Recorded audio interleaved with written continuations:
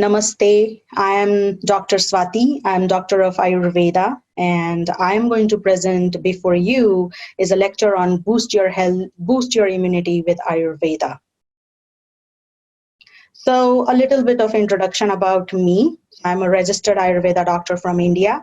I hold a bachelor's of Ayurvedic medical science from India and also a master's in clinical research and pharmaceutical medicine, that also from an Indian institute.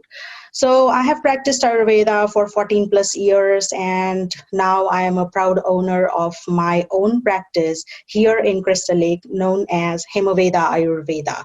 So Hema means golden and Veda means knowledge. So basically this is a practice which is named after my late mother, Hemalata, and I count her blessings every day when I come across people like my friends, my clients every day.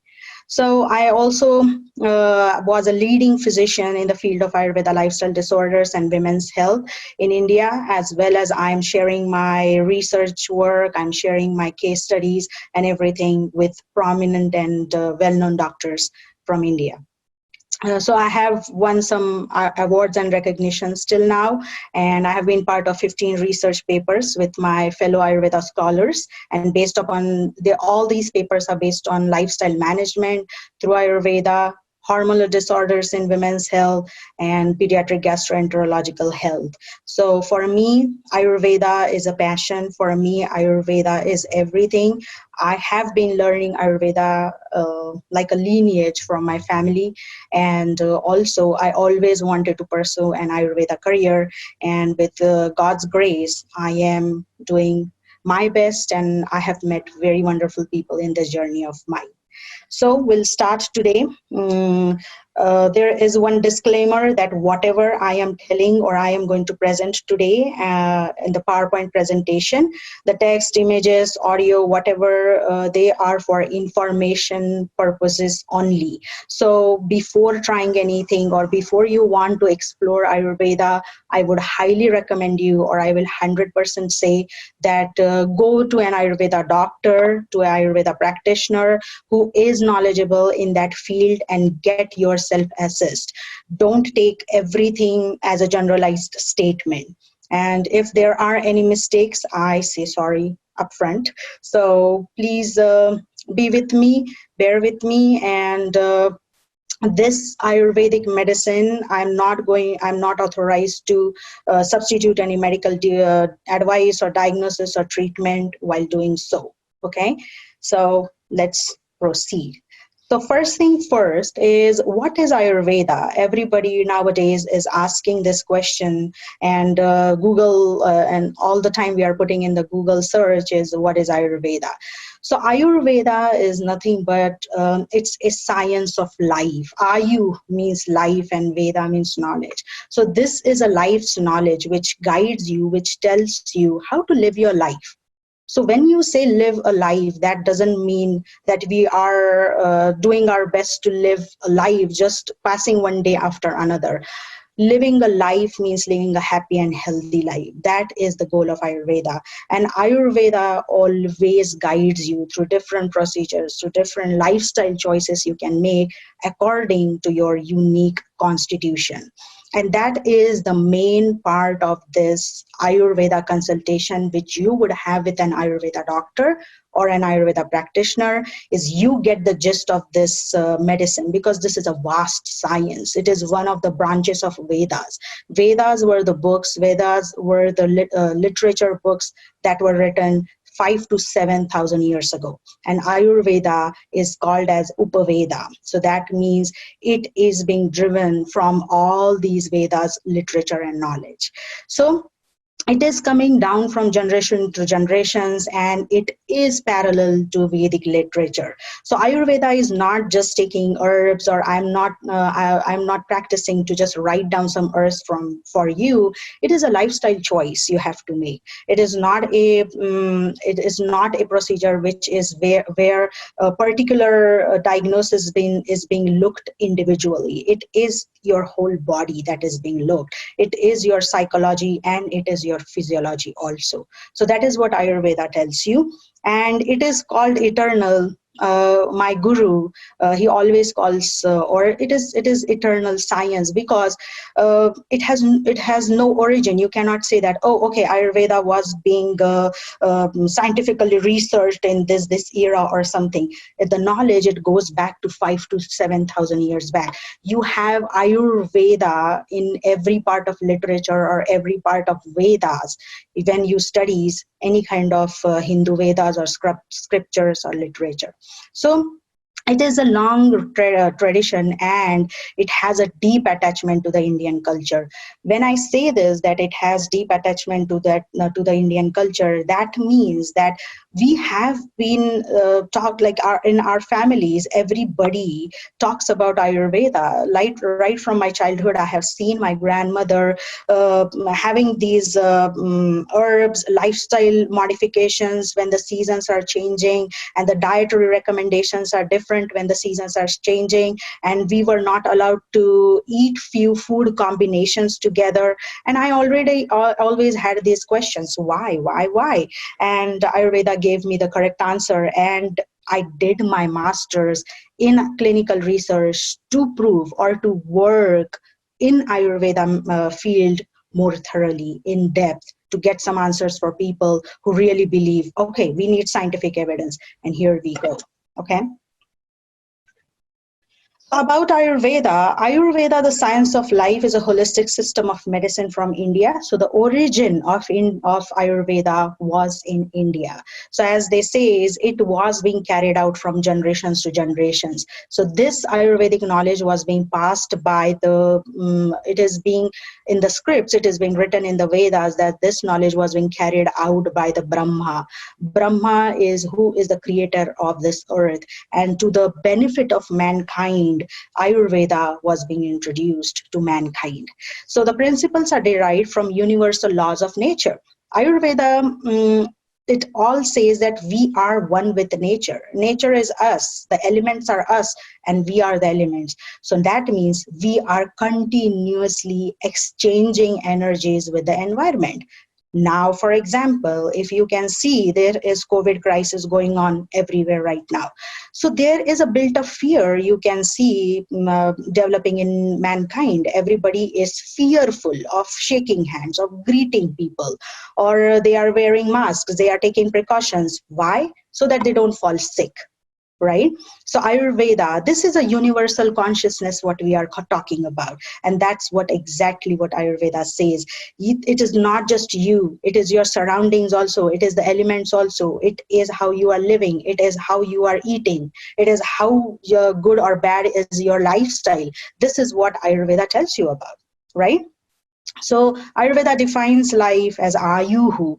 Ayuhu is a Sanskrit word which is nothing but the intelligent coordination of our four parts, right? And which are those? Those are the soul, the mind, senses, the body, right? And everything, when it works together, that's what is called as harmony. So if everything is working in harmony, then you say that, oh, I am a healthy person. Okay. Comes, what is the definition of health according to Ayurveda? So health is not just a state of body. Like some people say, I feel healthy if I do some green juicing, or if I do some dietary changes or something like that. But are you really healthy? Are you really happy? So if your body is happy, your mind will be happy. If your mind is happy, that is, your body will be happy too.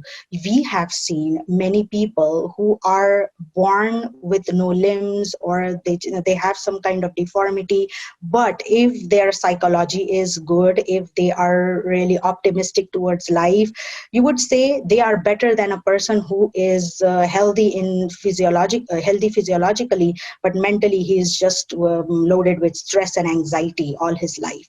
So this is the difference. So health is something, it is not just a state of body. This is how we interact with each other. This is how our cells, our tissues interact with each other. So we are always reacting or interacting with seasons, any planetary changes of the earth, like eclipses. They have different kind of effects on our body. Moon, the phases of moon, as we say. So in women's particularly, when they say their moon cycle or menstrual cycle, it all revolves around the energy of the moon, right? So other planets, what their effects they have on our body, this is what is the definition of health. So if you are in a good relationship, if you are healthy eating, if you're living very healthy, your lifestyle is really good, and you are psychologically very calm and healthy, you see every part of or every aspect of life, may it be sorrow, may it be happiness, you take it in a very good way. That means your communication or your interaction with the outer elements and your inner elements is going very well. Okay, so when we say that there is a healthy person, we always say our leaders should be healthy. Why do we say that? Because they have an impact. Their voice, their hearing capacity, their way to console all these people, it should be in a very healthy way. So all these people who lead us, where there is a following, they all should be healthy. So it starts with me. If I am telling my clients to do something for their health, the first thing that they should do, I should be doing it all my life. So before I am telling something to another person, see within you, like whether you are happy and healthy to guide this guidance or proceed with this guidance to other person. Okay, so we affect and are being affected by every other animate and inanimate thing in existence. Whatever exists, may it be a stone, may it be a mountain, may it be a river, may it be a living thing or a non-living thing, we always are being affected by each other.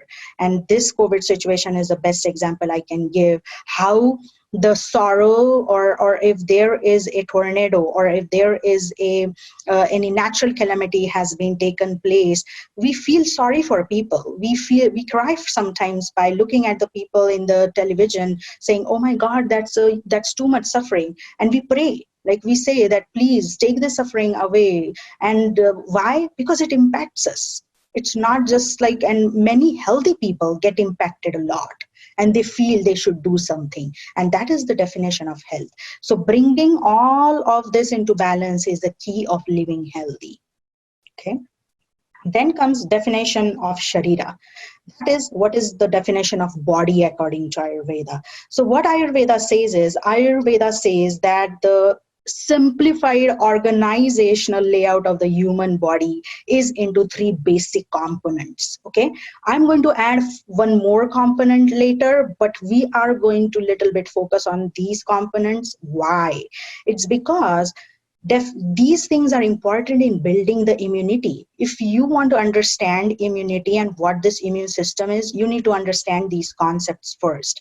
So this is not a lecture where you are being showered with lots of healthy formulas telling you boil this, boil that, do this, do that, and then increase your immunity. Immunity does not come in this way. Immunity does not start with drinking something on a daily basis, or just doing something which is very very instant, like okay, this is that, and I'm now taking these 1,000 types of supplements, and now I'll be blessed with my good immunity. Yes, the supplements will help. Yes, the dietary changes will help. Yes, the lifestyle changes will help, but it is a slow process. And this goes through all of this. And what is this?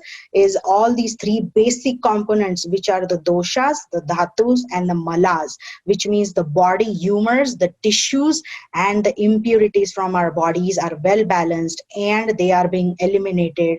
They are being rebalanced at the same time. Okay, so that's why this is a siddhanta, or this is a shloka, this is a verse from a very big book of Ayurveda, which is called a Sushrut Samhita. So he said that dosha dhatu malam moolam hi shariram. So that means doshas, the dhatus, and the malas, if they are being together, working together in balance, that is the only time when you can say a perfect body is formed. Okay. So body is originally composed of all these things, all these three components.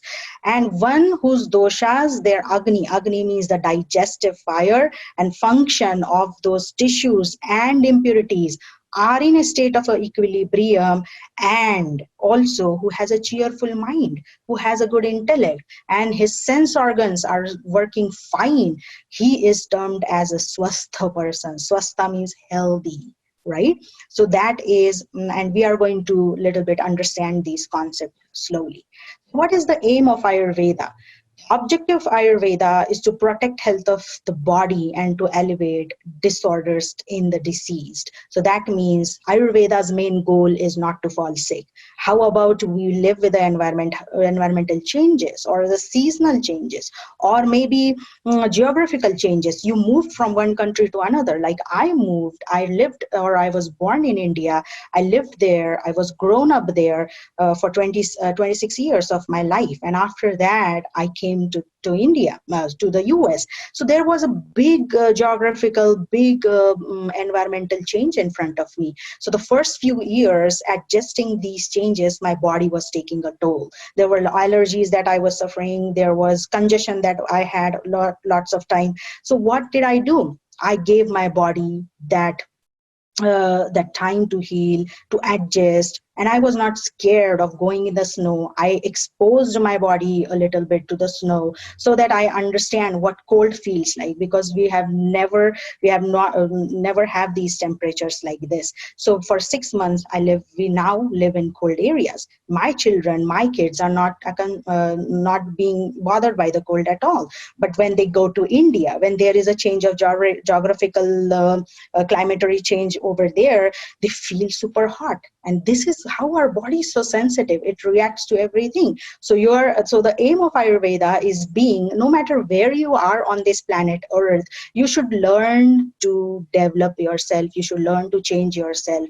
And you should always protect the health of the body which I told you, the three components, which are very important. So don't fall sick. That is, not to fall sick is the aim of Ayurveda. And if you are sick or if you are diseased, that means you have to work on the root cause of the disease. You cannot just take out the symptoms away. If suppose, for example, if somebody has a headache, there are many reasons why that person might be having a headache. It is not just because of what he ate yesterday, or it's because of the scorching hot sun or something like that. There might be some underlying issue that is going on, and your body is warning you. So people nowadays are really concerned about inflammation. They say, oh boy, inflammation is bad. But I would say inflammation is not bad. It is never bad. It is an indication of our body that there is something wrong or something is building up. And there will be always inflammation in our body. None of the person on this earth should say, I don't have inflammation in my body. Inflammation is a reaction a body gives. But when all these doshas, dhatus, and malas are in super imbalance, this inflammation aggravates. It aggravates in your joints sometimes, it aggravates in your stomach sometimes, it aggravates in your chest area sometimes. Anywhere where there is inflammation and it's trying to aggravate, then is the time that, oh, I am diseased, I have some kind of disease. And we have to work on the root cause from where that aggravation started, and that is the aim of Ayurveda. Now, Ayurveda's fundamental principles are the 5 elements. Okay, that is what I am talking about. The nature, the 5 elements. Those are earth, water, fire, air, space, or ether. All these 5 elements, they make us. So when I say this, you must have heard this elemental theory many times in your, if you are studying Ayurveda. 5 elements, 5 elements. What are these 5 elements? So 5 elements, when I say the earth element, I will give you an example of a cell in a human body, okay, or any living organism, a cellular structure. When we say earth element, earth represents, or the first thing that comes to your mind when you say earth is stability. Something that gives you stability. You can dance on earth, you can ride bicycle on earth, you can do anything you want, you can jump, you can do anything you want, because there is a stable platform for you to do these activities. And that is nothing but earth. Earth gives a structure. Earth itself has a shape. right?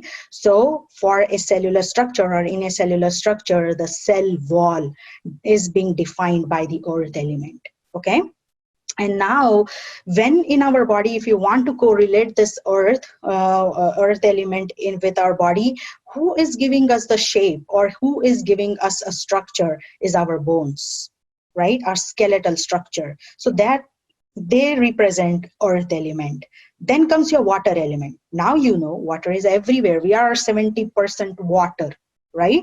So 70% water, when I say, our saliva, our lymph, our blood, our digestive juices, our formation of urine, all these things are water element. And every cell in our body survives because we have water over there. If there is no water, the cell is not going to survive. It is going to die for sure. That is the sign of dehydration. We start feeling those symptoms if we are dehydrated. That means the water content from the body is excessively thrown out from the body, and then all these symptoms appear, and you have dizziness, you have dry mouth, and all these things going on.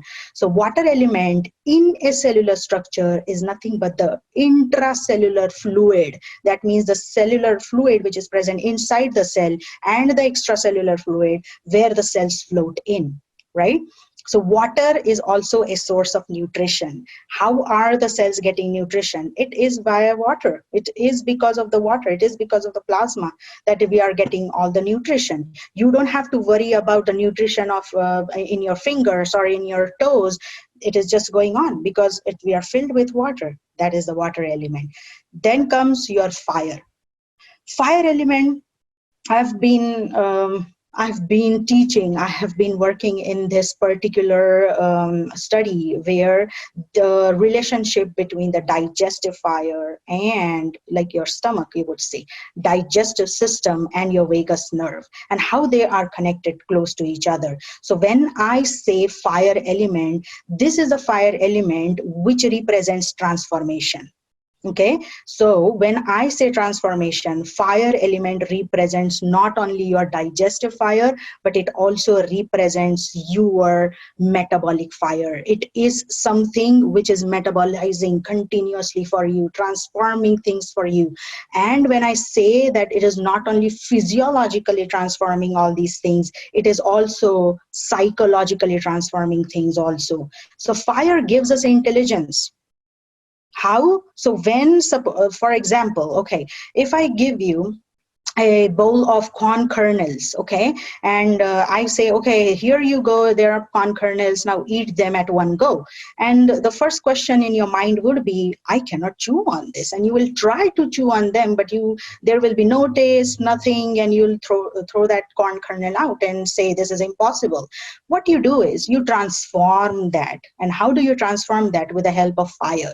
So fire transforms. Anything you give to the fire, it will not stay in the same shape or form. It changes, it transforms. And that's exactly what our fire element does. It not only transforms, or it not only metabolizes, it not only digests your your physiological toxins, but it is also side by side digesting the psychological toxins that you are taking in. Okay, like, for example, if you go and you are in a mob of people or in a group of friends enjoying and partying and everything, and all of a sudden you feel that someone is staring at you, or someone is really looking at you, and you look at that person, and that person really gives you a very mean or very judgmental bad look. What happens? The first thing that comes is you feel sick to the stomach, right? Or if you see anything that is happening in front of you, a person is being tortured, or whatever, the video is going on, or you're watching that, it really, you have this rumbling situation going on in your stomach. You feel anxious. Sometimes you sweat. Sometimes you feel, should I talk? Should I not? You start decision making. All this is, should I flee away because the situation is getting worse? What is going on? This fire, it's continuously metabolizing all these things together. That's why we as human being or have or unique or universal consciousness, when we talk about, this is what we were talking about, the fire element. If the fire element is not working well in that person, or he or she is not respecting the fire, internal fire, it is not going to help him in any situation of his life. That's why this element is very important.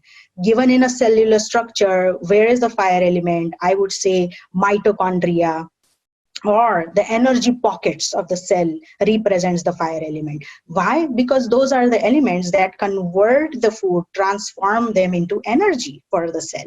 And when the cell is dying, sometimes like it's dying or it's dehydrated or something, it gives its intelligence to go to places and gather all those nutrition, or do something, or maybe call in some soldiers and take me away or something like that. This is body's intelligence, right? And if it is working in this minute level, we have trillions and trillions of cells in our human body. So imagine that one cell has all these five elements, how much we are completely made up of these five elements, right? So let's go to the next element, which is the air element. Now, when we say air element, the first thing that comes to your mind when you say air element is any kind of movement. You see trees moving, you see geographical distribution of your planet in a different way. Somewhere there's deserts formed, somewhere there are big tall mountains are being formed, somewhere it's just plain plateau area. So how do we have this? So this is a major distribution, major movement from our mother earth, from places to places. And that's how we pollinate. Pollination is happening. That's how seeds are being going from one tree to a different space and are being fertilized. So and they grow. So air element plays a vital role in a human body, because every kind of movement. Now here, when I am talking, I am also moving my hands when I am talking. Am I doing it voluntarily? It's just happening. It's just happening when I am talking. This is the way I talk. This is the way I represent or think. Oh, this is how I am going to talk. So air is something which gives movement to our body. Blinking of your eyes and you are still swallowing your phlegm, then you are still digesting your food what you had earlier today, and you are still absorbing nutrition from the food, then your bile is still being squirted into that food, then your intestines are being moving, maybe they are working with something, then your bladder is being filling up with all these with the water you have consumed. So the impurities are being thrown out by the kidney. So every organ is 24/7 working. The heart is beating. All these things are because of the air element. Any kind of movement in our body is being taken care by the air element. Now, when I say in a cellular structure, what represents this air element is when the oxygen and the CO2 exchange is happening from the cells. Those are also called as vacuoles, or they are just energy pockets in the cells. They are pockets. They are air-filled pockets. So these represents the air element.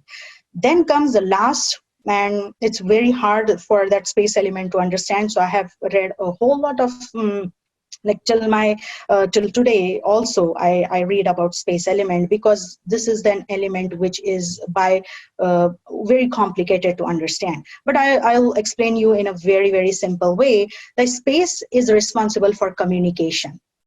Now you agree with that. Why not? Because space, when there is no space, if a person is sitting in front of me and I say, you know what, I'll have a consultation with you, but you go on that side of the wall and sit there, and then we'll have a conversation. And the first thing the person will say is, oh, how can I communicate with this person if there is a big wall sitting in the middle? So why? That means we need space for communication. If the room is being filled with vacuum, or if the room is filled with water, we cannot communicate. So your communication starts with your voice box. and that also represents your space element. The other space element, what you can say, the space in your body, all the cavities, abdominal cavity, thoracic cavity, your skull is a cavity, your bladder is a cavity, all these, your uterus is a cavity, of your ovaries, they also can be considered as cavity.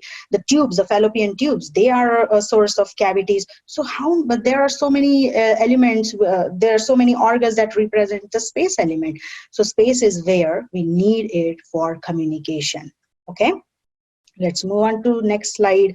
Three doshas, which are vata, pitta and kapha. So these are the functional biostatic energies, and these are nothing but the combinations of the elements. So let's see what they are made up of. So vata is the biostatic energy which is made up of air and ether. So that means, what is the main function of vata now? Air is movement and ether or space is communication. So vata's main function is movement and communication. The second dosha is called pitta. Pitta. So pitta means pitta comprises of fire and water. So naturally, this dosha, the main function of this dosha becomes transformation and providing nutrition, right? And the third dosha is called as kapha. Kapha is earth and water, water and earth is in the combination, and they do is it gives structure and it gives lubrication. It also gives nutrition. Okay. What are the qualities of vata? Now they hold the qualities of air and space. So naturally, dry, light, cold, rough, subtle, mobile, clear are the qualities of vata. Pitta being hot, sharp, light, liquid, those are the qualities of pitta. It's spreading, it's oily, and it is responsible for all digestion and transformation in your body. So that's why those are the qualities of pitta. And kapha is where it provides lubrication, it provides more nutrition, it is sweet, and that's why it is heavy, it's slow, it's cool, oily, smooth, it's dense, soft, stable, gross, cloudy, and sticky. So now I will tell you in a very short way is where they reside. So kapha, basically now you know what is the dense, sticky, cloudy, gross in your body. That is your phlegm, right? And if it's not like that, you cannot swallow. You cannot swallow unless and until you have these qualities. So kapha resides in your chest. All your thoracic cavity, all your chest and above is kapha. And pitta is all around the belly button. Now you see all the vital organs for digestion, like your stomach, your duodenum, your gallbladder, part of liver, then you will say small intestine, part of large intestine, they all are in governance of pitta dosha. Okay, and the third, which is vata dosha, it resides below the belly button. So now you see the function of vata is movement and communication. So now you see the basic or the main vital movements of our body is defecation, urination, ovulation, menstruation, delivering a child. All these main functions where there is a movement, the vata is important for the movement. Or if the vata gets stuck, and there are some situations, some people I've seen with that with that disease. So vata's main function being that they reside in that particular area. So the balance of what is important, the balance of these three doshas which we talk about. Three biostatic energies with our vata, pitta, and kapha. Gunas, we are going to talk about a little bit of them. And dhatus also we are going to talk. And malas we are going to talk, which are the excretory products of the body. And if all these things, I told you before that I'm going to add one thing in the dosha, dhatu, malas, and that is I added the gunas. So all these things, if they are balanced, you are psychologically well and you are physiologically well. That is equals to you are a healthy person. So let's see the three gunas. When we talk about the three gunas are sattva, rajas, and tamas. Okay, we are made up of all these three gunas. Okay, nobody is born sattvic, nobody is born rajasic, nobody is born tamasic. The only thing is we are being gifted with all these three gunas, and we have to balance these three gunas. How are we gonna do that? No, like you would say, sattva. Sattva is a quality of goodness, positivity, truth, serenity, balance, peacefulness, virtuousness. All these qualities you might see in many people or many sages back in India or or any gurus you have seen, most of the times they are like this. You give them any sorrows, you give them any bad words or anything that is emotionally disturbing, they still remain sattvic. They still remain the same because they have been practicing with their psychology, with their mind, with their soul, with their doshas, dhatus and malas, to focus on this energy, to focus on sattva. Also, human beings cannot do better if they dominate in the other two gunas like rajas and tamas. If you are feeding more and more towards these two qualities in your body or in your mind, you will never be a healthy individual. You will be a threat to to the society. You will be threat to yourself all the time. That's why Ayurveda tells you, guides you to be sattvic. What is the meaning of sattvic? Sattvic means to give more and more qualities to it, to take yourself or take your being and elevate it, not go down. And that is exactly what is happening when we say rajas. Raja means a king. A king's lifestyle. Everybody wants more money. Everybody wants to live like a king with no worries, no this and no that and whatever. Now, there are many people, I won't take names, but there are many multi-billionaire people who are on this planet Earth and still are very psychologically or emotionally disturbed. What they don't have, we in here, we would think is, oh, he has 50 Lamborghinis, he has a mansion here and there, he can go and have vacation all the time. But is he a happy person? There are many people who are multi-billionaires choose to live a very simplistic life because this is an unending process. And that's what Ayurveda suggests or tells you. Be in the moment and understand yourself better. That is you, unique you. And whether you have to elevate the sattva, the rajas or tamas in you, it's your choice that you are going to make. Either you are picking up something really bad to eat, either you are doing very bad karma or bad actions that are going to disturb other people, you are elevating the rajas and tamas. So rajas is the innate tendency or quality that drives motion, energy, and activity. So that's what I said. These qualities are important, but what you are feeding where is also very important.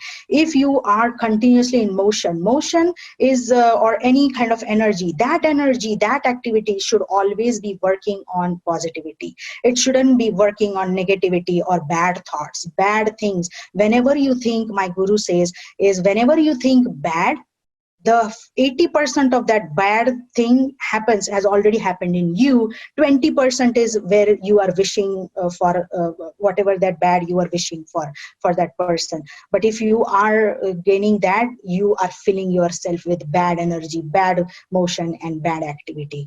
Tamas is the quality of inertia. It is inactivity, it is dullness, it's lethargy. So that means doing nothing, just thinking that I want to be a millionaire and I want to win a lottery, or I just want magically to God just showers me with all these materialistic things. So if you are increasing that tamas, you are not working hard, you are just inactive, you are just dull, you are just lethargic. How are you going to sustain as a healthy human being? You are not going to sustain that. And when you see that person, even in our surroundings, or if you have a person like that as your friend, you are going to inherit some of the qualities from that friend, right? So that's why you have to make sure that you are increasing the sattva quality in you. Okay, so these Ayurveda provides a distinct description of people on the basis of their psychological and their constitution. So whatever their manas prakruti is and whatever their health prakruti is, that is the analysis I do and I prefer to do. Genetically determined, the psychological characteristics are dependent on the relative dominance of the three gunas. So if like suppose for example, if someone, I have seen some people who have been grown into a very abusive household. The only thing, I recently saw a woman who was being in a very was born in a very abusive household. She was being threatened, she was being beaten, she was being verbally and physically abused all the time when she was growing up. She was being given chores when she was 3 years old and all these things. What has happened now? She's a person who is not attached, or who is not even staying in the same household. But all these things, because of the rajas and tamas of the parents or the surrounding beings with her, it has affected her. It has affected or destroyed her digestive fire immensely. She fights. She is on so many medications, and now she is trying to make changes, slow and it is going very well, I must say. Okay, so these three gunas are very, very important. These are the energies of mind. You are the one, you are the in charge to elevate which guna you choose and which human being you want to become. Then comes the dhatus, which we talk about. Okay, so dhatus are nothing but the 7 pillars of life. Why? Let me tell you this. Like dhatus, when we say, like, when some people, they take supplements. Okay, so people, I have seen people with 50 kinds of supplements in their list, and they're just altering it, and they're just taking it, throwing the pill in, thinking, oh, now my bones will be strong, oh, my hair will be growing very well, oh, my nails will be strong. Let me give you an example. There was one woman whom I saw. She's a very dear friend of me now, and I saw her for psoriatic arthritis. So when I saw her, her nails were very brittle. Her hair quality was really, her hair were thinning out. There were lots of hair fall. Like, she showed me, like, bunch of hair were taken out from her hair, just like that. So she said, oh, I'm taking biotin, I'm taking all sorts of supplements, I'm taking everything for this psoriasis, but nothing is helping. These are the I have invested thousands of dollars in this, but nothing is helping. Now, everything, like in Ayurveda, this concept of sapta dhatu. Sapta means 7, dhatus mean the pillars of a life. So your nutrition happens by step. It doesn't come by filling in the pot which is empty. No, it is a 7-pot process. So if one is filled, the other fills. If other is filled, the other fills. And there we go. That's how the nutrition is being driven down. The nutrition will never feel like, oh, okay, I need to make my muscle stronger. I'm going to put all these things in my muscle tissue, and maybe my muscles will be stronger. They will be stronger for some shorter period of your life, but not for a long-term effect. So when I say how this nourishment goes, you can see those arrows. And the first thing that is being nourished in our body, or when we eat, the first thing that comes out from what we eat is called as rasa.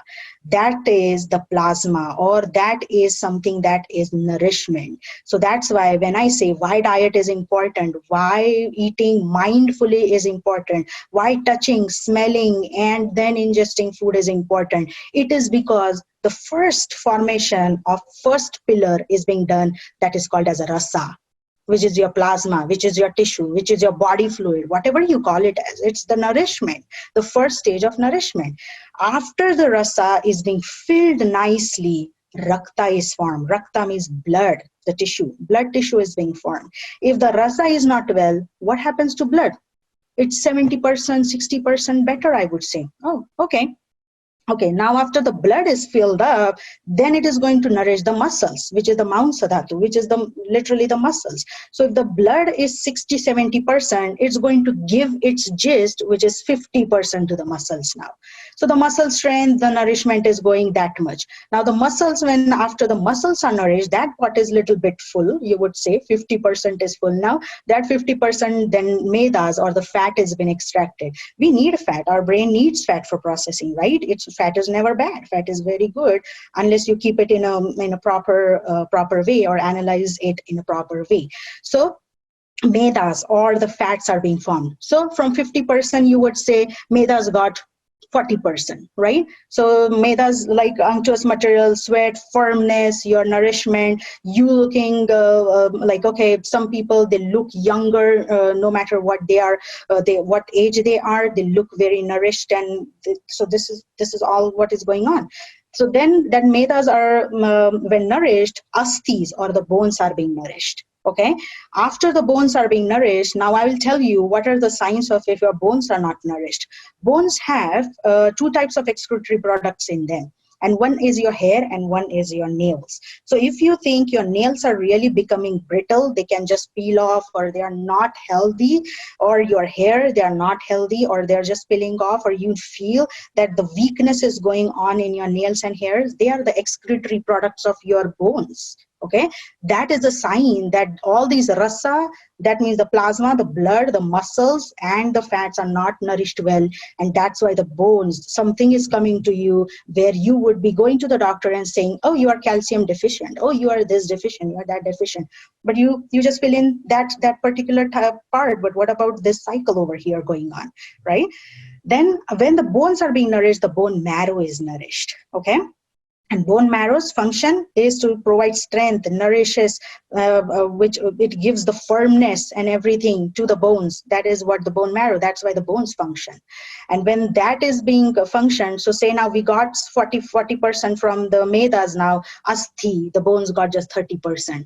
30%, the marrow gets just 20%. And from the marrow, now the semen or the reproductive juices are being formed. So imagine or think one drop of semen or any kind of reproductive juice from a male or a female, it takes that 7 layers of nourishment. So imagine how much, like they used to say, reproductive juices. Now, when a person comes to me, sometimes is very much debilitated, no energy, but other aspects look fine. I suspect this, that there is a lot of promiscuity going on, or there is a waste of the reproductive juices going on. So for that brahmacharya, there is a lifestyle where maybe in a year you follow this lifestyle for 3 to 4 months or 5 to 6 months, depends on how your prakriti or constitution is. This is being followed. Why? Because waste of reproductive juices is not good.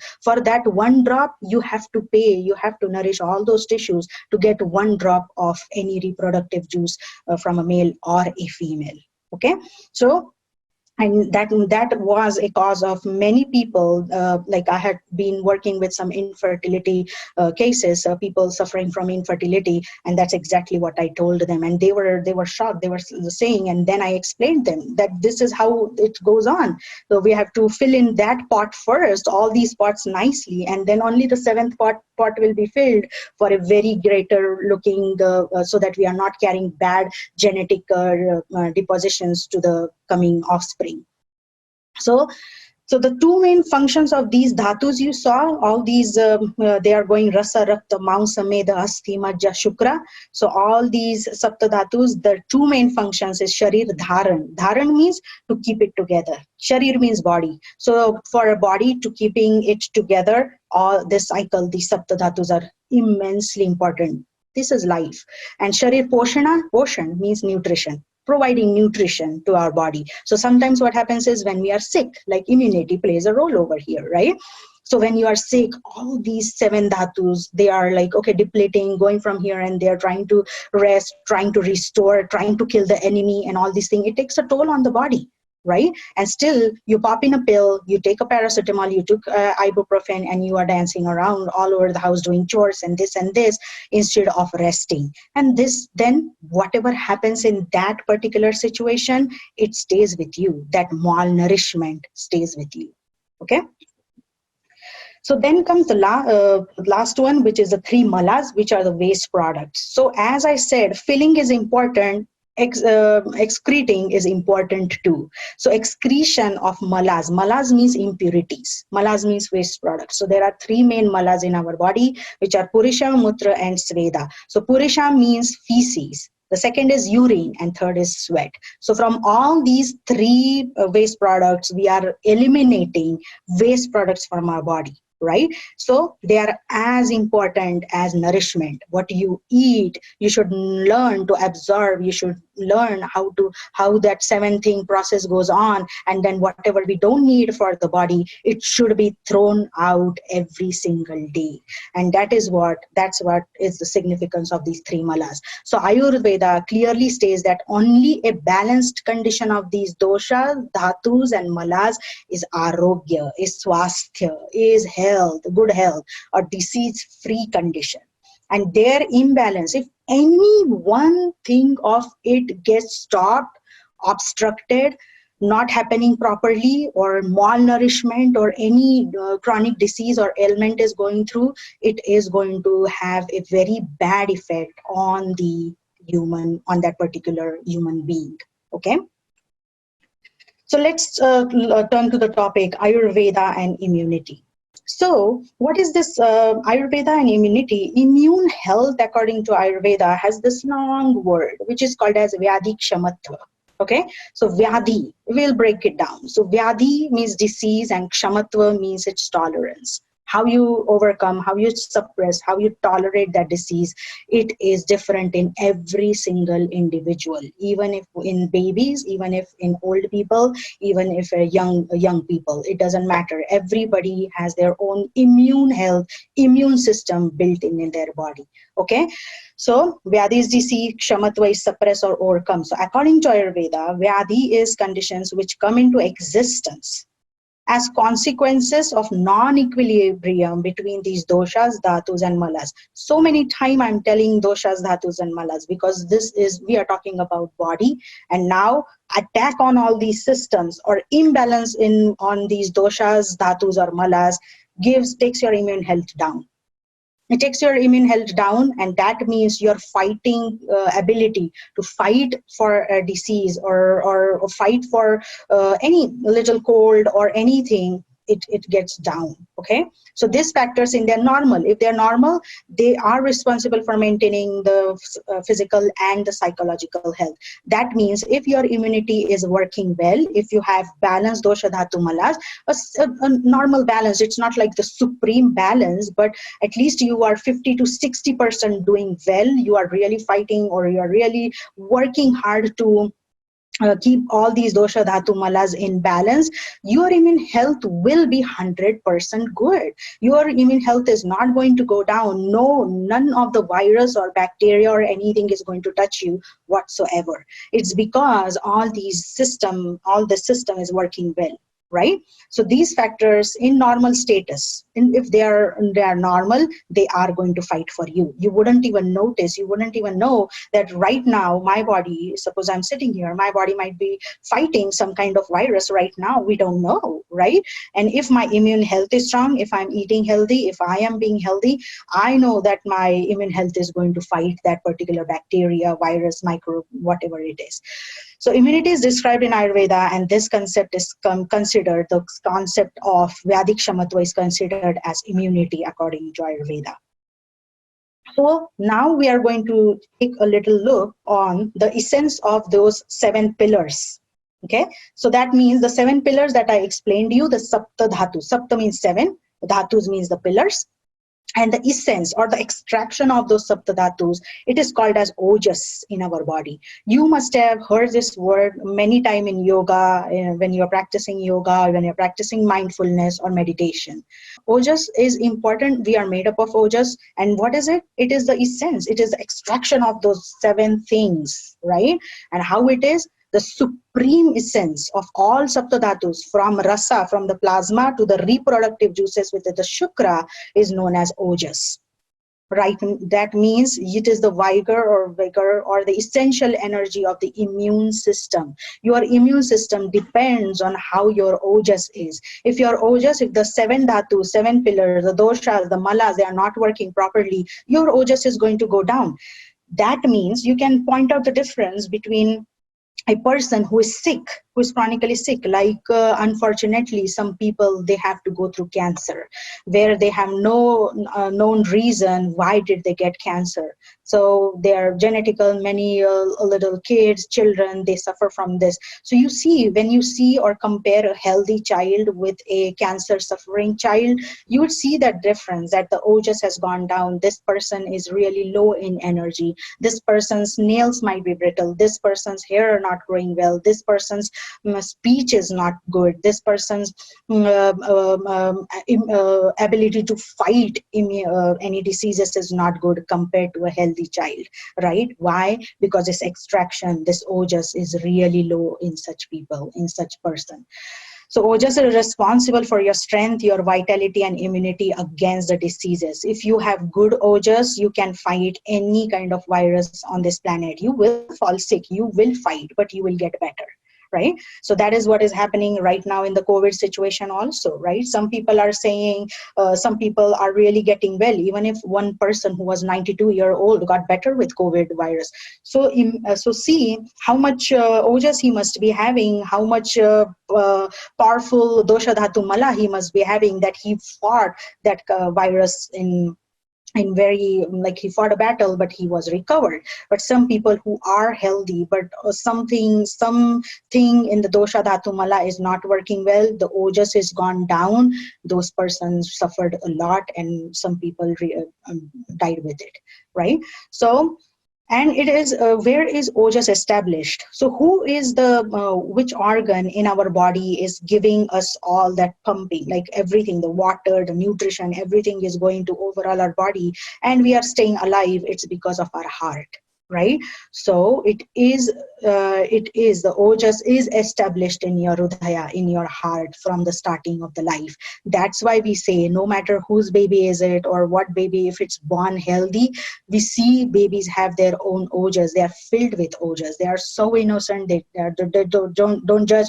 They just get hungry. They just cry and all these things, but they are filled with ojas. And as we develop, if that person, if that baby is being nourished properly, not only psychologically, he's being cared for all the time, he's being fed good food, that ojas stays. And until he die, that ojas will stay very nicely and normally. The way he will react to some situation will be way more different to a person in his own, his or her own class reacts to the same situation. So some children, the children are very, very different. It all depends on what they are being fed, on what environment they were conceived, and all these things. So ojas located in the heart, it pervades all over the body and controls the working of the body. Okay, so it's viscous, it's unctuous, it's greasy, it's somantaka, and preponderant in watery principle. So it's very clear, transparent, slightly reddish yellow in color. That is how ojas looks. And when it's being lost in any form, may it be injury, may it be any accident, or may it be any destructive thing going on, or may it be really very like criminals or people who can kill other people for their own benefit or something like that, murderers or something like that, the ojas is already absent. If you make choices which are in this situation, forgiveness, self-healing, all these things, they deplete. So you would say that person will be body wise, he will be looking healthy, but inside that body the ojas is all depleted. And that's why psychologically this person, his mentality is way more disturbed than a person who looks weak but is in a sane condition. So ojas is a reason for different condition and activities related with the body. So how is our ojas? That's how we behave or we live in this society. So there are some situations that when ojas can be lost. Okay, what are those situations? Are when you are in some form of disease. Like some weeks back, we had to cancel the lecture and everything because I was not well. I was fighting a disease. So what was that? That was a strep throat. Okay, this is the virus. Okay, this is streptococcus infection. Okay, I am fighting this particular infection. My body was demanding rest. It was demanding relaxation. I did not want it to get out of the bed or nothing. I just wanted to rest. Why? Because that time my ojas was depleting a little bit of it, and that's when I saw in the mirror, I can see all that ojas going down from my body. And when the healing starts after a few days, and after 2 or 3 days, I started feeling and I started regaining the ojas by eating the right foods, right diets, and the lifestyle, I can resume again. Then comes the stress factors. So stress factors, if we have to survive, that's what it is. My husband works in IT. He has immense amount of stress going on. So what I tell him, what he does is, or he never misses, is the meditation and yoga. And that is how he keeps on track, is because if you meditate, what is meditation? Just observing your breath is meditation. Okay, if you are new to meditation, if you want to learn new techniques of meditation, just don't hop on any websites and gather knowledge. Instead, go to a practitioner. you might have to focus on some another part of your body, or any part of where it is very much disturbed energy in your body. So meditation, yoga poses, they are very important. Then comes cold and flu season. So cold and flu season, if you see the season is changing, right? Like suppose now is the summer time, then we'll be approaching the fall. Then fall, early winter is the time when all these flu season chaos begins. So for there, be prepared beforehand. How? Taking herbs or some supplements, some lifestyle changes according to the season which is transitioning, and you can protect yourself very nicely because you are building up the ojas. So when the seasons are transitioning, do dietary modifications, herbs, and lifestyle changes. If you have any severe degenerative and wasting diseases, again, all these things, they matter, and they regain your ojas, what is being lost, and which is very important. Then comes your malnutrition. If you are living in a condition where you are being malnourished or something, there are very easy and inexpensive ways to regain the ojas. For me, food is medicine. Everything comes from food. If you can grow your food, please do it, at least for the summer season, where you have the continuous supply of good and for whatever chemical and pesticide free vegetables. So stress factors, anger, anxiety, grief, if you have lost a loved one or something, it just sucks out the ojas from your body. So you have to work on this process, and it takes time, but your body responds.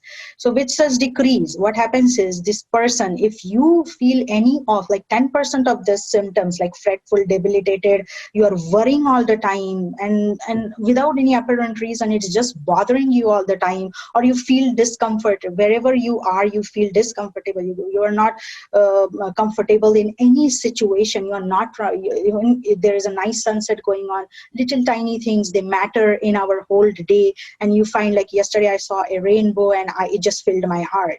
So these small things, if they are making you unhappy or depressed, or nothing is really acting in your life, those are the signs that your ojas is somehow depleting, or it is going down, right? So bad complexion or immense dryness of skin. If you wake up in the morning and you're putting on all these lotions and things like that, still you have this scratchiness and dryness all the time. A very, very bad complexion where you see lots of dark aging spots or whatever it is before you are even doing anything. That is when the ojas, those are some signs of the depletion of ojas. Now we'll talk about the seat of strength, which is called as bala. It is also associated, this bala or the seat of strength is also associated with ojas and your prana, which is your vitality. And so this is, bala is very, very important, because this is something like some people say, or some people will say, oh, I eat well, I drink well, I have a very good lifestyle, but compared to this person, or compared to one friend of mine who is like barely eating well and barely taking care of herself, is really doing well compared to me. That's what I thought. I fell ill lots of times compared to this person. What is happening? This is your bala. This is your strength. And I will tell you how this strength comes in. Now, this is not only your bio strength, but your vitality, or your ability to naturally resist any disease. So against aging or disease, this bala concept comes in. So it has direct influence on body's defense against decay, degeneration, and infections. So if I can recover from a strep throat in 3 to 4 days, particularly, I am doing better in 3 to 4 days without any antibiotics or with antibiotics. I'm doing good. My bala is fairly good. But if a person who after the strep throat also has consequences on his like has leg pains or cramps or very low energy or something like that, that is how his body handled that particular infection, right? So there comes the role of bala. Bala means strength.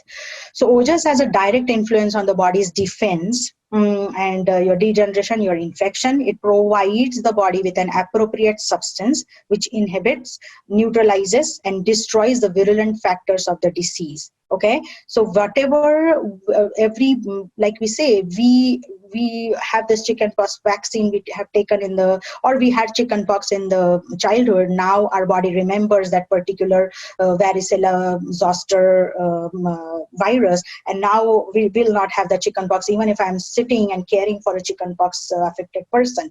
Why? Because your body, how it remembered, how is it going to react, like herpes virus. When that is a very strange, there is a very fascinating things about this virus is when you are very much psychologically stressed also, or any kind of stress is going on in your body, this virus shows up. This virus will 100% shows up in any point of your life, anywhere. And when you are in immense amount of stress, or you're not taking care, or your bala, your ojas is gone down, this virus shows up. So all the immunological factors, it's your bala. So there are types of bala or types of strength. First is inherited immunity. So this is the one we are talking about, which is the resistance, and it is the sahaja bala. Sahaja means we got it from our parents, we got it from our inheritance, and it comes from the parents, it comes from generations. So like some people are really affected very easily to some conditions, while some people are like wandering around everywhere, but they have a very good inherited immunity. They are pretty much good compared to this person. So this will be the effect will be at the chromosomal level. Nothing can be done except to pacify the defects through various modalities of Ayurveda. So if this inherited immunity is being inherited in a bad way, like if that person or his parents or their grandmothers and their ancestors were really sick and always had this kind of problem, this person inherits it, and it is impossible, or it is very hard. It's I would say it is impossible to take out that inherited immunity from that person. So whatever you inherit, that's why I say pregnant mothers, or if you're trying to conceive for a baby, it is very important to first hand prepare your body ready for that particular baby, a particular stages of pregnancy. And you should be ready, your uterus, uterine health, your ovarian health, your, even in men, their sperm health and everything, it matters. If you are sick and if you are not doing well, then first become healthy, try to become healthy. If you think you are depleted in few things, if you think that your ojas is little depleting, don't try to take chance for a baby that time. Instead, wait for it, because you are going to give that inherited immunity to that child. Okay. Then is Kalaja Bala, which is a time-bound Bala. That means what? It is the time of the day, it is the time of the season, it is the age where you are, and it is a place of birth. It is also linked to your immunity. So what your surroundings are, so that's why in my consultations I always ask, where were you born, in what month you were born. It's because I need to know in what physiological condition this person was born. So my history, or taking for case taking for me, goes to a very in-depth history of that person. It's because this Kala Jabala, I need to know, I need to see how he was being raised, which kid he was. Was he a C-section born kid? Was he an emergency kid? Was he a premature kid? Was he a post due date delivery kid? So all these things, they matter, because that's how I understand how this person's body, or this bala, the strength, was being forming. Then places with an abundance of water, ponds, then cool, pleasant climatic conditions, which are kapha. So mostly spring.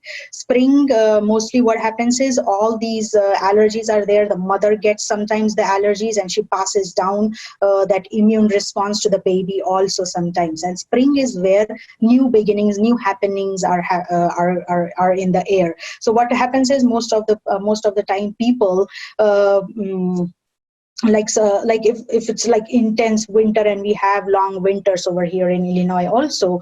And what happens when spring comes, we get hope. We start looking outside, we look at those new beginnings, we start to admire them, we look out, and it's so beautiful. Because of the spring, it's raining sometimes, it's a little cold, it's a little hot, so it elevates our mood. It really gives us that pleasant kind of feeling, and that is how our Kalaja Bala is being elevated. So strength is greater in early morning, you would say, early morning period. That's why it is ideal to wake up very early in the morning. In Ayurveda, it is said 1.5 hours or 2 hours before sunrise you should get up, but before that you should be in the bed at 8 p.m. And that is the best time. If you can get up in that particular time, your energy levels and your metabolism in your body is very, very good. So spring is the season where the Kala Jabala is good, and youth then so it's like early morning, spring, and youth, then evening, summer, and old age, right? Okay. Kruta Bala, that means acquired immunity. So that means like herbs or any kind of lifestyle or any daily habits or taking any supplements or anything that you think are helping your immunity, and you are metabolizing those supplements, those herbs and everything properly in a proper way, and you have been like somebody prescribed them to you saying, okay, this is good for this, then it works. That is the acquired immunity. So basically, or having a chicken pox or having measles when you were little, that is your acquired immunity. So focus on planning this is the only immunity which is in your hands, and you can really strengthen your immunity in, that is called as the Yukti Kruta Bala. So acquired strength is the one which is achieved by the combination of diet and physical activity. So basically, that is what you do, you gain. What are the factors that reduce the immune health? So first I would like to tell is imbalanced diet. A diet which is imbalanced, that means it shouldn't be containing just smoothies. It shouldn't be containing the raw foods all the time, because at some point of the life you'll be suffering from some kind of those 7 pillars. Somewhere there is malnourishment going on, because you're continuously consuming the same foods which are raw, which are not very healthy, the smoothies and all these things. It is not going to help in a long run. So a balanced diet is important. Then if you have anorexia, or you are excessive intake of processed sugars or addictive or artificial flavoring, all these things are going on, that becomes an imbalanced diet. So it's not a good idea to go on a long run with an imbalanced diet. Then excessive alcohol intake, any kind of alcohol increases the tamas, the gunas, what we call it as, it kills the sattvic guna very easily. So if you are drinking socially or for an enjoyment once in a while, I would say it's fine. Human nature, we enjoy in different forms. It's fine. You don't have to include alcohol for enjoyment, but it's fine for some time. But continuous drinking of alcohol every single day, that makes you addicted. That's why that is like overtaking of your body system, your nervous system, and craving for that alcohol again and again. So that's why stay away from any kind of alcoholic drinks. Irregular sleep, no good sleep patterns. If you are, or lack of sleep or interrupted sleep, all their melatonin cycle is disturbed. Like in sleep patterns, I would suggest keeping all those electronic devices away from you 2 hours before sleeping. Why? Because there is a proven research that has happened that the blue light, or the light that comes out from the screens, when you are observing the screens, it gives the melatonin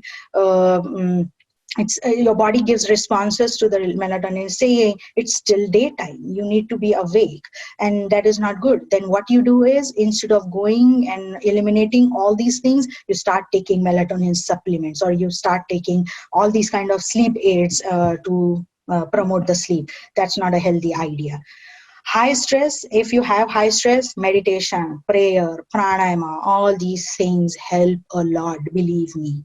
Then if you have obesity, if you feel that you are obese or any kind, like if you cannot do regular chores, you're sweating a lot, if you have a lot of belly fat going on and all these things, hormonal functions will be disrupted 100%. And there are so many cases that I have seen where the lack of exercise, lack of inactivity, sitting in front of computer for 8 hours in a day, it impacts. What I did personally, that I for a year, my husband mostly works from home. He has his own home office, and I saw him sitting down. So sometimes he used to stand up and he used to work, and it was challenging for him. So I started collecting like $20-30 per week, and once I had that, in 3 or 4 months I had that much amount, I brought him a standing table as his birthday gift, which was pending since a year. So I accumulated that money. So I would say invest in something which is good for your health, instead of giving any gadgets or any PS4 games to for make him to sit more. I would be going for this. So think about that. If you are obese, if you are inactive, and in a whole day you are not moving at all, no movement is happening, it's not good for you. And I'm not talking about the chores when you are running around. I'm talking about a proper walking for 10 to 20 minutes, any kind of walking, or any kind of exercise, but exercise. Chronic medications, so any long-term use of antibiotics. Some people, they just call the doctor, they order the antibiotics just like that, and they start consuming it. I have one case where chronic intake of these medications, chronic intake of these antibiotics has literally destroyed her gut flora in a very bad way. Now she's anorexic, she's losing weight very, very quickly, she's not able to digest anything. And when I see the 4 to 5 pages of history, I know there are like tons of medications in her chart, because for every single symptoms you go to the doctor is he's no magical person. He knows, he will just give you something to cover the pain. Once you are pain free, you feel you are good. That's not a solution. Inside your body is burning, inside your body is asking for help. What you are doing is you are telling body to shh, just shush, don't talk, don't show me the inflammatory signs, don't show me the pain, don't aggravate the pain receptors, instead just be quiet. And then it shouts more. Dehydration, various studies have shown not having enough liquid.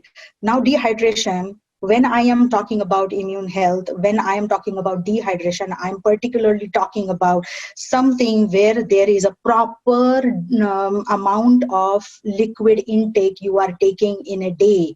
So I have been dealing with many people who have all these kind of teas and waters and things handy, and they are continuously sipping on it all day long, which is a very, very bad idea. You don't need that much water. You are putting a lot of pressure on your kidneys because you are not sweating that enough. If you are in the winter season, you are here cozy, your internal heat is always there to protect you so that you are not sweating enough. And you are drinking water as if you are staying in an Arizona desert. You are not, right? You are not sweating, you are not working out to lose that much water. Why are you continuously, like there are people who I have seen, they have like this 2 gallons of iced tea, or I don't know, like water, they're just gulping it down, and then say they're not hungry anymore, they're not digesting, their stools have undigested food material in their stools and everything. What is the reason? Because you are over diluting your digestive juices. When they are not strong enough to digest all these things, what is it going to say? It is going to just push that food away, and then you will have watery stools, you have excessive thirst, you have excessive sweating going on, and this is the indication that your body's mechanism is not well. Okay, so remember, for the dehydration, proper amount of liquid intake is important. Then promotion of strength, factors that are responsible for promotion of strength or bala is birth in a country where people are naturally strong. So when I say this, that people are naturally strong, there are people, I'll give you an example. And I'm not comparing any countries, I'm just giving an example. Like, okay, we are born in a country, I have seen the lifestyle in the US, we have gadgets, we have good houses, we have good hygienic environment. What happens is our resistance to different diseases, it becomes low compared to people who are born in conditions that are not so favorable. What happens is right from the birth, their body starts to fight. Right from the birth, the body starts to adjust all these things very easily because they are being not offered with all these materialistic things. So what happens is that body develops into a very strong man, like a 92-year or 90-year-old man who is born in a very remote village somewhere.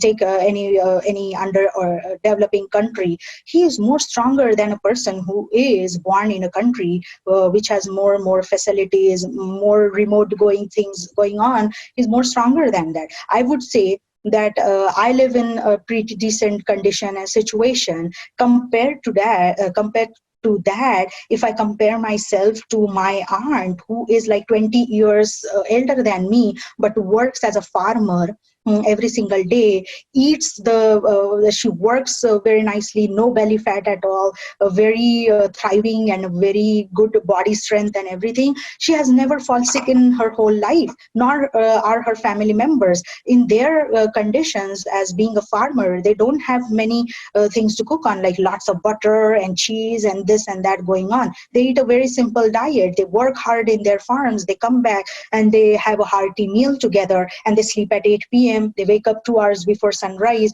So this is naturally happening. They don't have to pay me for a consultation to teach them what a healthy life is. It's happening continuously. And what are they gaining? They're gaining strength. They are gaining bala. They are gaining ojas. They are balanced with all these dosha dhatu malas. That's why they're always on the go, very thin, very lean, with very nice muscular strength, right?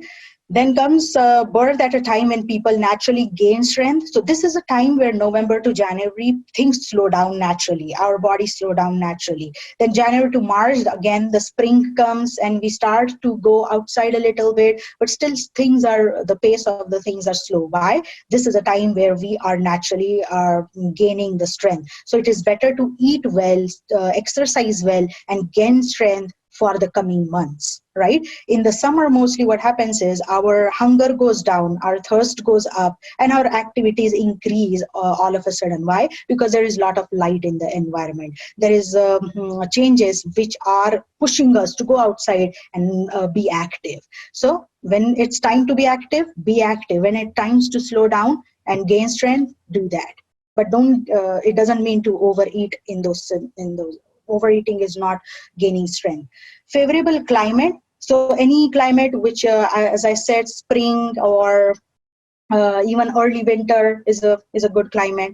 Excellence in qualities of seed. That's what I said. That sperm, ovum, asaya. That is the physiological, anatomical status of the uterus of the mother.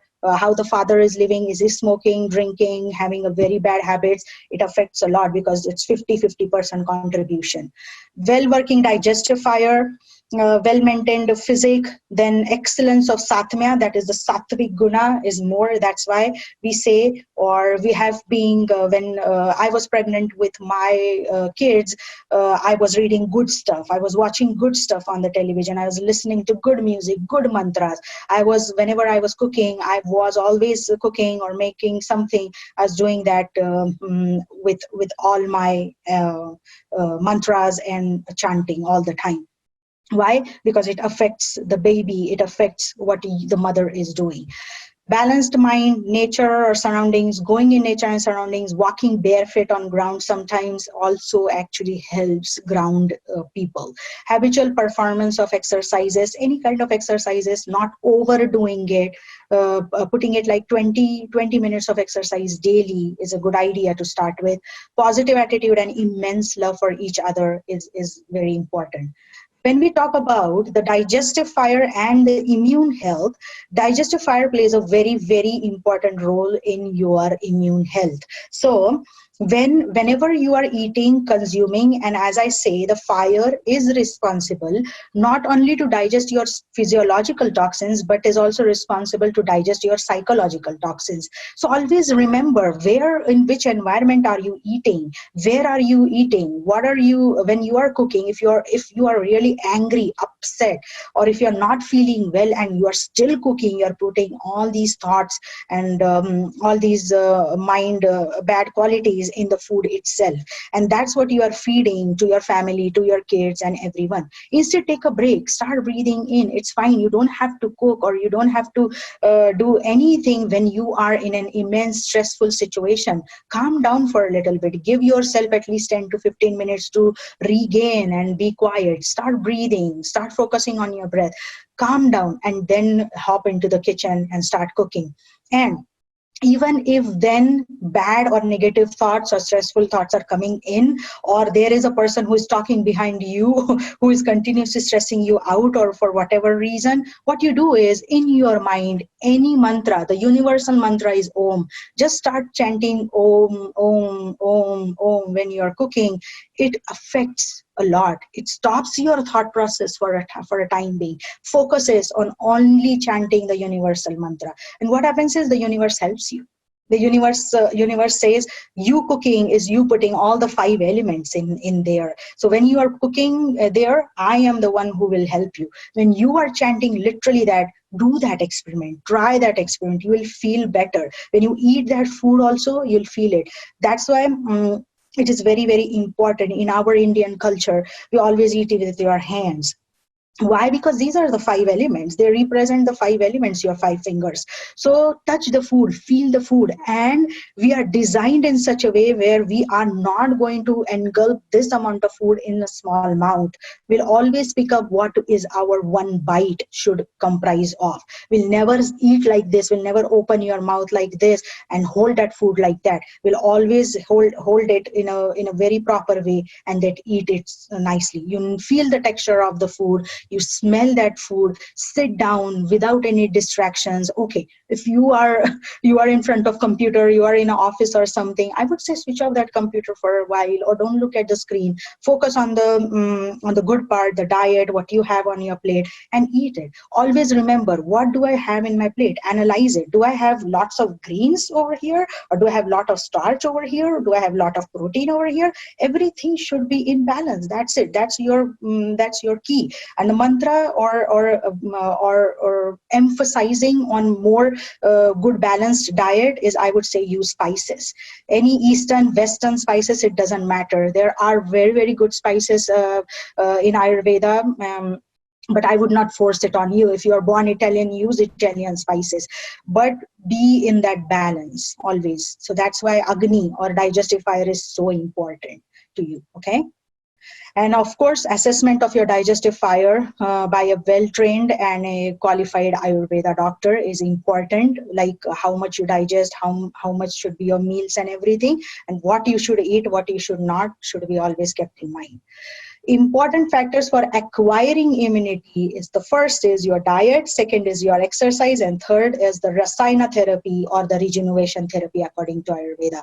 So first is Satma suitable diet, a good diet, whatever, it's wholesome diet. It doesn't comprise of something, one thing at a time, like lots of greens or lots of salad. I had my lunch with tons of salads. No, don't do that. You are not a cow, you are not a buffalo, you are not a goat to eat that chunk of greens or vegetables in your lunch. Instead, have a little bit of, if you like salads, have a little portion of salads, have a little portion of grains, have a little portion of any kind of protein if you want, have a little portion of soup or any kind of liquid to pass that food very nicely. Not too dry food, not too liquid food, not too thick food, not too thin food.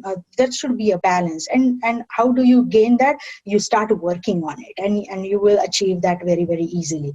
Adapting to wholesome substances and giving up unwholesome substances. That means whatever the market things are, like canned foods or foods loaded with all these MSGs and this and that. Don't eat that. It will not promote your immunity. Instead, whatever immunity you must have inherited, that also can go down.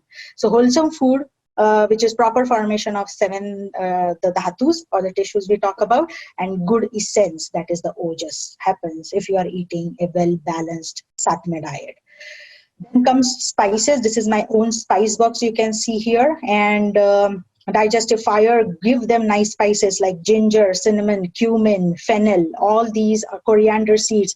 They are beautiful. They work beautifully in your stomach by stoking the digestive fire gently. And when the digestive fire takes care of your food very nicely, you don't have to worry about nothing.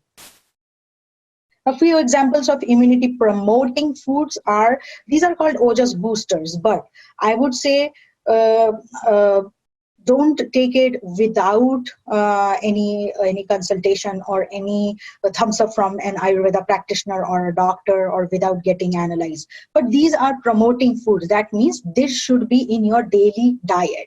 What are that? What are those? Like honey and ghee. Honey and ghee. Ghee is a food where it is made with no milk protein, like no casein in it. So that's why it becomes very much palatable and very good for your digestion. So water, milk, honey, all these combinations, they work very well. When we talk about milk, there are different opinions for different people related to milk, but Ayurveda says to drink milk. And I would say there is a milk which we get in the market, and many of my clients are doing very well with that particular milk, and that is called as alphabet A and 2 milk, A2 milk. So it is very good on digestion. It has calmed down a lot of people's digestive problems after introducing milk. Even my 7-year-old patient who had digestive issues, very, very chronic digestive issues, all her life since she was born, she's doing very well with this milk. Then honey, ghee, then all these combinations are really, really good for promoting immunity. Lemons are good. So this is something that you are going to introduce in your daily diet and give it a slow try. Try ginger a little bit, try cumin seeds, try green and yellow lentils, try dates, figs, almonds. Almonds, I would say, soak them overnight, peel them in the morning so that they become easier on digestion. Any kinds of nuts are very, very heavy in digestion. So goes with the nut milk. It also is heavier on digestion. So always remember to dilute it a little bit. Maybe like almonds particularly, they have thick skin and they are a little bit heavier on digestion. So 3 to 4 almonds, if you can soak overnight, peel them in the morning and eat them, it's very good. The absorption is good. Takra or buttermilk, this is something Ayurveda highly recommends. Buttermilk is nothing but, instead of yogurt, yogurt can cause clogging of the system. Yogurt can it will disrupt the function of your sinuses. Most of the people, they say, oh, I love yogurt, but what can I do? I would say make buttermilk out of it. What is buttermilk? Buttermilk is made with a procedure of churning. Okay, so that means one part of yogurt goes in, which is a whole fat yogurt. No nonsense yogurts like 2% no fat, this fat, that fat, they are more processed. Instead, go with a plain yogurt, whole fat yogurt, and take like the proportion should be 1:4. So that means if it's 1 tablespoon of yogurt, 1 tablespoon, it goes with 4 cups of water in it. Okay, and then churn it until a froth comes up. Then add some cumin, roasted cumin seeds, or grounded roasted cumin seeds into it. If you have access to mint leaves, just put the mint leaves in there.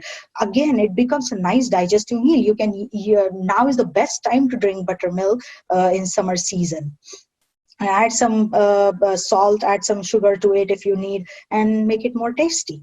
Seasonal fruits, always remember to eat only seasonal fruits. Don't go to here in the markets, it's like 24/7, and in 12 years we have all the fruits most of the times. So in India, that was not the case when I was born. It was just the seasonal fruits, like, okay, this is in the season, now I'm eating this. Oh, this is in the season, now I'll be eating this.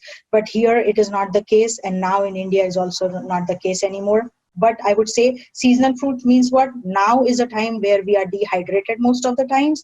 So watermelons, cantaloupes, the foods with more water content are good in summer seasons, right? And when spring seasons, you have already had like dense metabolism going on all winter. You are sitting, you're hibernating, so you're gaining weight. So that means in that spring season, it is best not to eat too much watery fruits. Okay. which can cause all that watery kapha to elevate. Instead, go with dry kind of fruits if you have, and smaller sizes fruits, not big chunky fruits. Then exercise and yoga, exactly, everybody knows the importance of exercise or yoga. I would say start with something. Something is important. Doing nothing is not a good idea. And many people, they come up with challenges. Oh, the weather is bad. Oh, I cannot go outside. Oh, my house is small, or whatever it is. You can just do some spot jogging, or you can do, if you want to do anything, you don't need any equipment. You don't need a whole lot of space to do an exercise. If you want to do it, you will figure out how to do it. So I would suggest at least 20 minutes a day. Start with any form of exercise you can do. Okay, then I'm going to just scroll around some pranayamas or breathing exercises which are really good prana, which are really good for breathing or your immune health.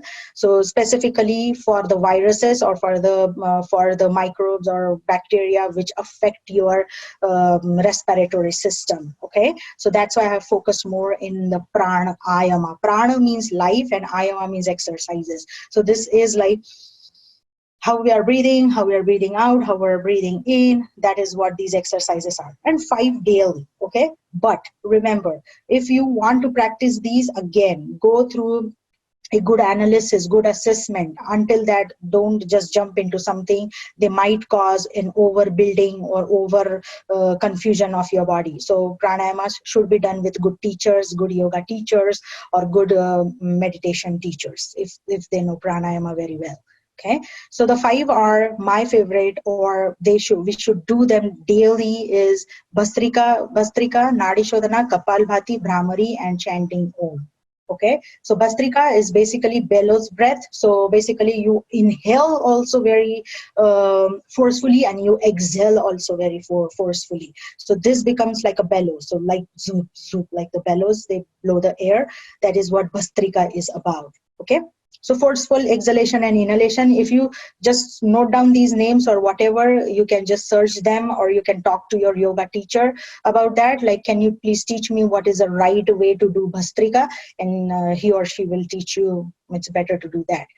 Then Nadi Shodhana, which is alternate nostril breathing. And there are some mudras that go with this breathing. This is called Vayu Mudra, and touching the index finger to the base of your thumb, and then holding your one nostril, breathing in with one nostril, holding the breath, and then letting it go. Then again, breathing from this nostril, holding it, letting it go from this nostril. So this is called alternative nostril breathing. It has immense amount of benefits. This Nadi Shodhana, if you practice at least for 10 minutes of this Nadi Shodhana every single day, it is proven research that it clears at least 72,000 channels of your body.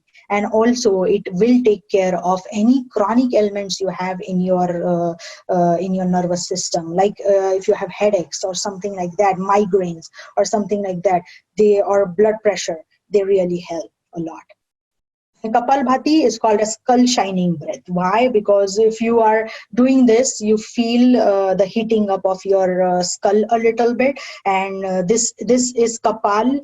Kapal means your fore, and Bhati is like your light, like. So it's like shining, skull shining breath. Very, very easy to practice, but again, with a proper person to guide you.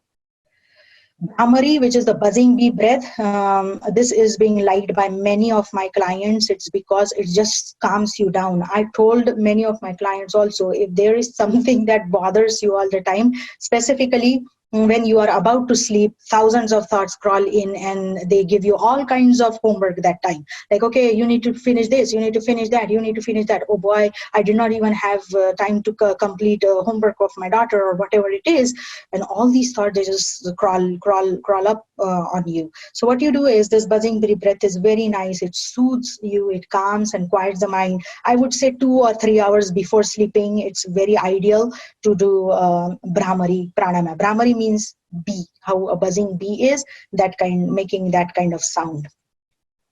Then yoga, I would say now there are fantastic. I have been met with many yoga teachers in my journey so far. So I would say go to those yoga teachers, join yoga classes. They are the ones who have been well trained. They have been properly trained into how to hold positions, how to not pull any muscle or anything. They will help you in these yoga practices. So Rasayana. Now this is it. This is a module or a modality of Ayurveda where good herbs or not supplements, but herbs and recommendation, lifestyle changes are being suggested to increase the immunity of a person or sustain the health of a person. If he's already healthy, make him more healthy or maintain his health. If one is diseased, give them this therapy of Rasayana to make him more good in health. So Rasayana, it is like for overall improvement in formation and maintenance of living tissues. It helps slows down the aging process. It helps improving the resistance of disease against diseases and promotes the overall bodily strength. And what are these? There are two types of Rasayana, which is Achar Rasayana and Ahar Rasayana. Achar is how you behave, how you are, what is your lifestyle, how is your behavior. It's Achar Rasayana. And Ahar means what you are eating, what is your diet. That is the one Rasayana. So Achar is something, it's lifestyle management. That means what are you doing as a person on this planet Earth? Are you basically, are you doing yoga? Are you doing meditation? Are you really taking care of health?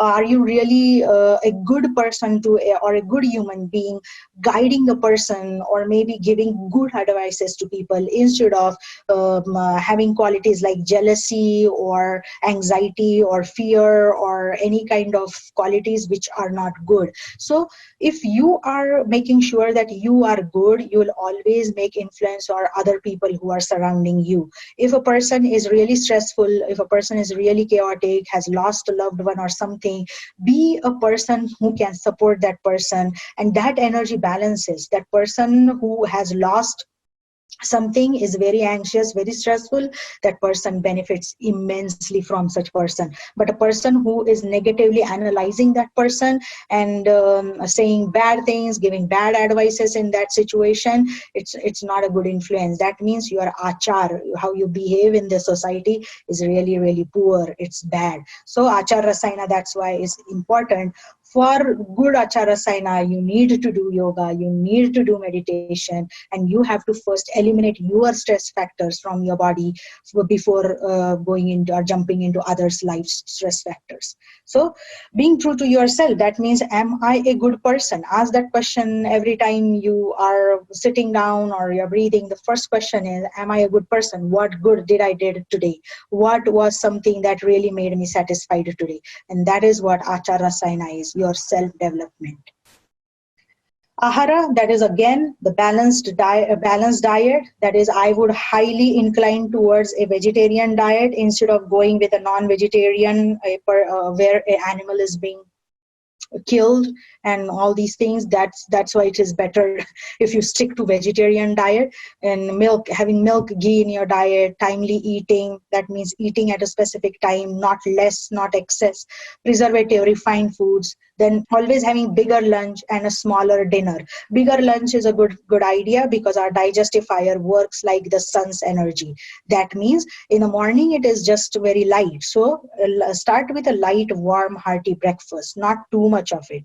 So have a little lighter breakfast. Then in the mid-afternoon time when the sun is scorching hot from 12 to 2 p.m., have your biggest meal. So if you at all want to eat meat, eat it that time. Then after the heavier lunch, let it digest for 5 hours at least, and then have your dinner. The dinner, it should be very, very light. It should be finished before the sun is set. And after the dinner, I would say go fasting. Don't eat anything after dinner. That is the intermittent fasting. Aushadha Rasayana, that means proper herbs, proper supplements, proper drugs or medications, or whatever you are doing that is helping you promote the immunity. or any kind of oils or herbal formulations, any essential oils or anything that you are using, and it is promoting or helping you grow your immunity, it's a good idea to take it.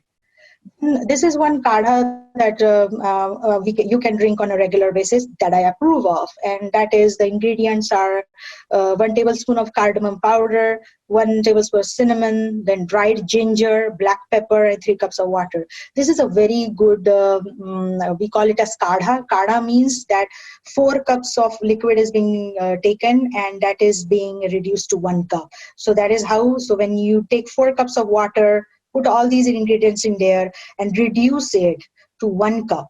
Okay, and after that, it's written 3 cups. You can take 4 cups, 3 cups, but it's always the reduced to 1 cup. Always remember that. Filter or that solution, or if you like the taste of the powdered things, you can just go ahead and boil and just strain it like that.